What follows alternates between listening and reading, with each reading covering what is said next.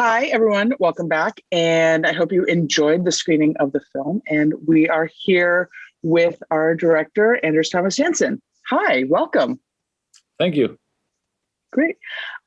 So it's, I've been a fan of yours for a very long time. Many of my favorite, Danish films were written by you or directed by you. And I was so excited to see this new film, Writers of Justice. And it did not disappoint in any way, which is so wonderful. It's also so much of a dark, deep dive into sort of, grief and masculinity, and sort of this step beyond the sort of the goofy philosophical thoughts of say, men and chickens. And so I wonder if you could tell us a little bit about how you got to this point, and was there anything that spurred this sort of a little bit darker look into this world?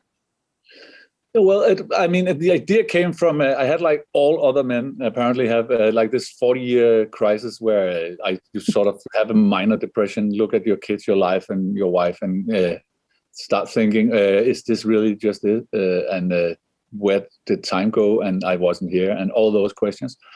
And of course, I dramatized that and turned up the notch on that and made Marcus, the character that has been hiding in Afghanistan with a depression for his family. So that's, and of course, his wife dies, and he has to come home and deal with the depression in order to take care of his daughter, but he can't manage anything. So that's where the idea started. Yeah. And working again, obviously, with Mads Mikkelsen and Nikolai Likas, you've created this sort of cast of characters that can morph and change throughout all of these films. And so when you were looking at this one, I'm guessing you wrote it sort of with them in mind. Yes, I did. Yeah. And so did you draw on anything that they had been doing recently to say, okay, so this is going to be slightly different, especially in the character of Mads Mikkelsen, since he's been fairly goofy in some of your previous films, but here he is very, like, he's the straight man. He is that core. I mean, it was just, I can say, I've been wanting to do, Mads has been goofy in all my movies for the last, like, 20 plus years. He's been the, like, quirky nerd or crazy. Yeah. But and then he started his career, took off with James Bond and all these things. And he's now, I keep meeting people in Hollywood that say, okay, he can be funny too, where it's like they only know him as this macho villain. Right. And I sort of I thought it could be fun to do a straight man as a straight man, where he was use his physique and let him play this hardball macho man that only knows violence. But of course, it was tough. It was tough because he has a huge, comic. His talent for comedy is huge, and he wants to do it. So he was on set. He was there many times. That after a couple of weeks, he was tired of all the others, cracking all the jokes, and him just laying up the surf. So he started. He wanted to add a little, put a little more comedy into his character, which is not possible. So we had to stop him. Yeah. So all of these men, their level of dysfunction is pretty extreme, and it goes, long past quirky. But each of them has their own sense of moral compass. Is very different in each of them, but that sense of justice. And I'm wondering if you could tell me a little bit about how you thought about that sense of justice when you were writing it and when you were looking at it from so many different angles. Well, to me, the sense of justice, what you're talking about is more a sense of, of what defining what is normal, what is sanity, right? Because that's where your sense of justice also lie. And they all do have a moral, you say, I call it a moral compass, but it's they have different, views of different realities, you can say, which I truly believe all people have, and which I mean, everybody remembers their childhood home, that there were things you did or did not do there, and you later in life discovered how weird it was in your home. Or I mean, that normality where you grew up, you never challenge normality. That's how it is. And when you have people like this that's been staying alone for obvious reasons, on their own for so long, it's actually part of their characters that they develop these, I mean, small worlds where they define their own justice, their own moral, their own. So that's the foundation of that in the characters, that they all have that. Yeah. Were the actors able to do, improvisation a little bit when they got the sense of their characters, because they're also such amazing actors? And did they have a lot of time to sort of inhabit that prior to shooting, or did that happen a lot during the process? I mean, I don't like improvisation very much. So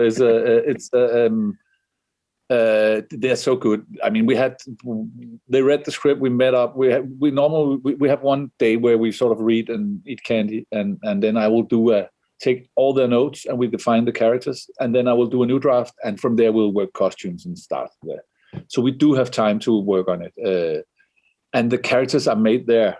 But once we're out shooting, the time is so precious that we hardly change anything. It's like a machine that moves, because we are prepared. Because we don't have the budgets like other places in the world, so we have to shoot we have to be very, very good at shooting fast. Yeah. How long was the shoot? 35 days. You accomplished a great deal in 35 days. Yeah, we did. Because there's action scenes in it, which really takes up time. Yeah. You blow something up and you have to reset everything quite a bit.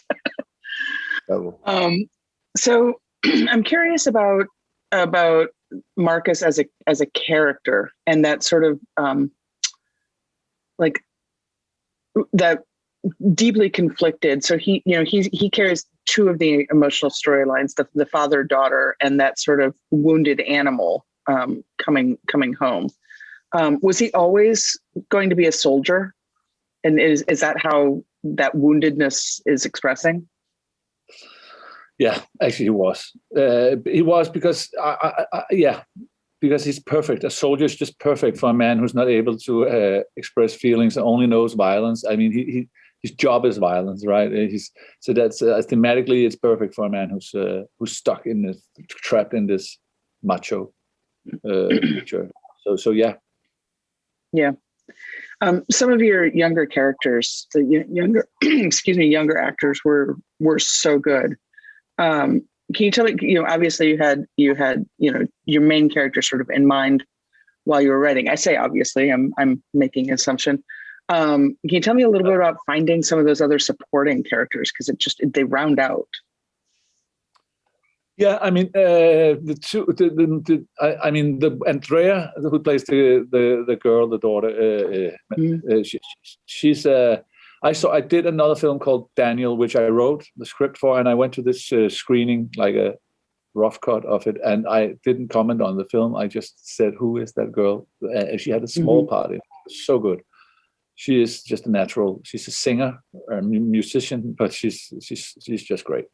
So she was perfect, and she went perfectly into the universe, because it's not all that easy because they do, I don't know how much of it travels in the translation, but they do talk a little strange, and there's some of the lines that are a bit over the top, and so you have to catch on to the sort of the tone of that, and like Matt and Nikolai and all these guys, they know how to do it, but she found it like that, so she's great. The other actor is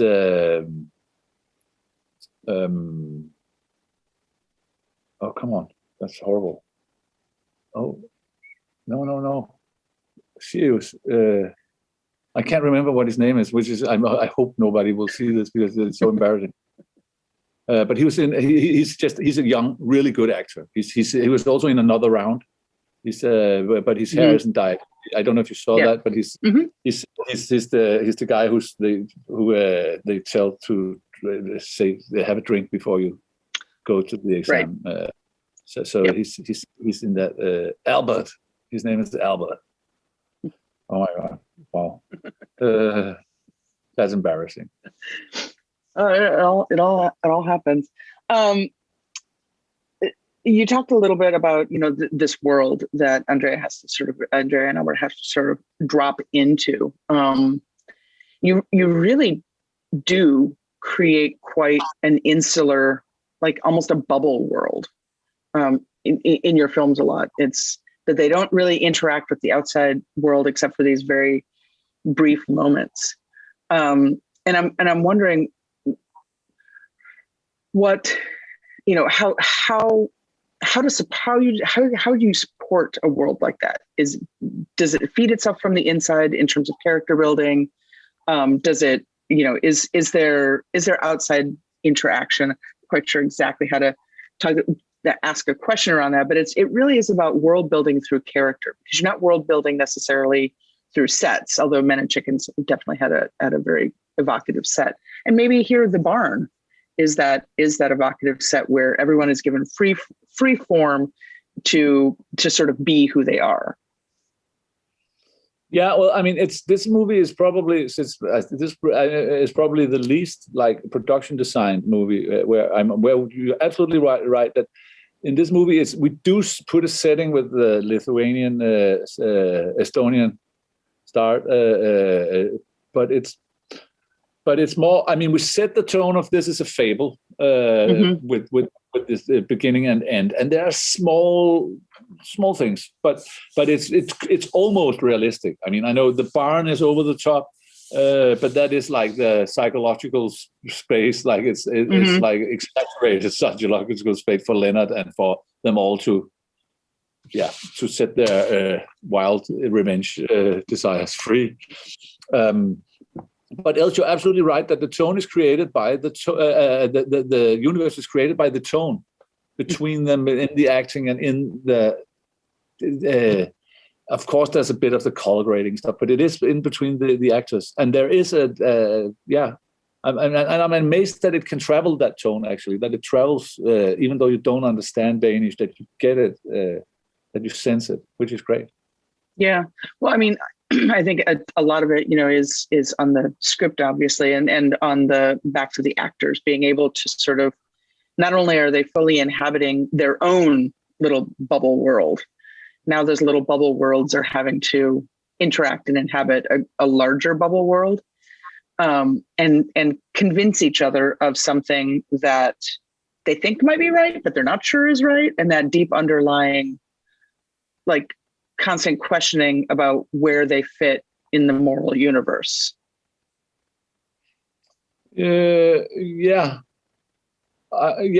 don't know what to say to that, but I mean, you say it, yeah. I mean, that's you're right. I don't know what to expand on that. I don't know either.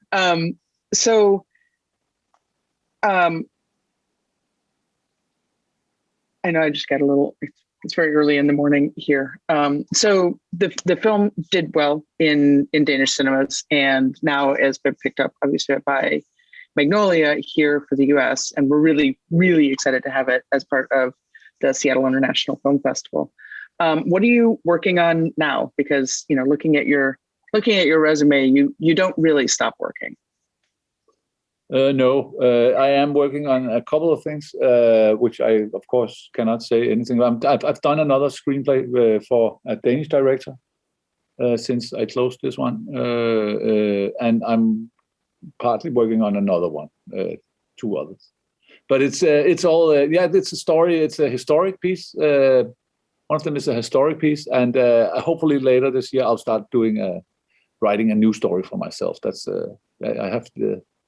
Because it's been like, there's many, I mean, it's like 5 years since Men and Chicken, and before that it was 10 years with just writing. And I think I should get out more. And this COVID has taught me you should get out and direct when you can. So I think I should do that. I fully 100% agree. Thank you so much for spending some time with us. It's great to meet you, and the movie is amazing. So thank you very for much. doing that. Yeah.